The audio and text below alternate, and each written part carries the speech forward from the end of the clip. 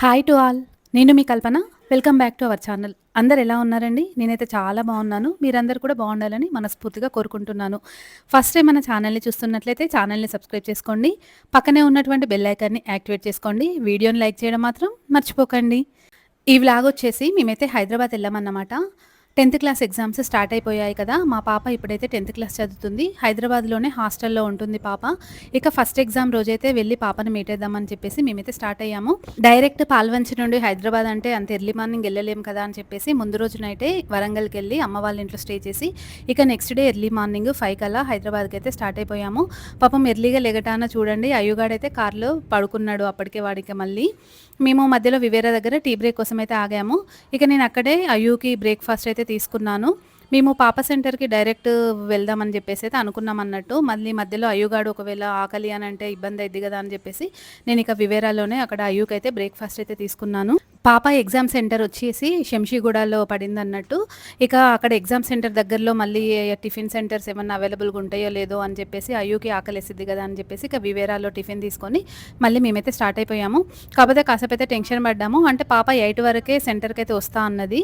Hostel నుండి తీసుకురావాలి కదా పిల్లల్ని, కొంచెం ఎర్లీగానే తీసుకొస్తా అని చెప్పారు. ఒకవేళ లేట్‌గా వెళ్తే మళ్ళీ పాపని మీట్ అవుతామో లేదో అని చెప్పేసి అనుకున్నాము. కాకపోతే టైంకి అయితే సెంటర్‌కి అయితే వెళ్ళిపోయాము. మేము వెళ్ళడానికి జస్ట్ 10 మినిట్స్ బిఫోర్ ఏమో పాప వాళ్ళైతే వచ్చారంట. చూడండి అసలు అది ఎంత హ్యాపీగా ఉందో వాళ్ళ తమ్ముని చూసి. మంచిగా ఎగ్జామ్ ఓకేనా? వస్తామా మిస్ అవుతామా?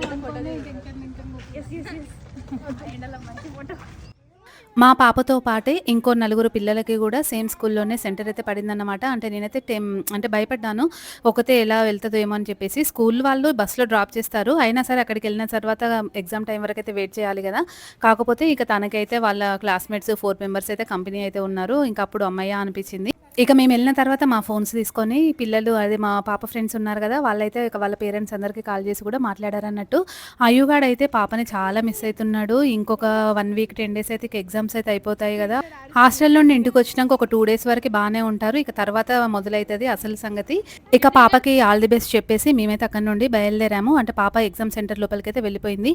ఈలోపు షాపింగ్ చేద్దామని చెప్పేసి మేమైతే నెక్సెస్ మాల్‌కి అయితే వెళ్ళాము. మా ఈ షాపింగ్ అనేది 3 రోజుల పాటు జరిగింది. అసలు మేము ఎందుకు ఇంత షాపింగ్ చేసాము, మేము ఎటు వెళ్తున్నాము ఏంటి అని మొత్తం తెలుసుకోవాలంటే మాత్రం stay tune to our channel. Video కనుక నచ్చినట్లయితే లైక్ చేయండి.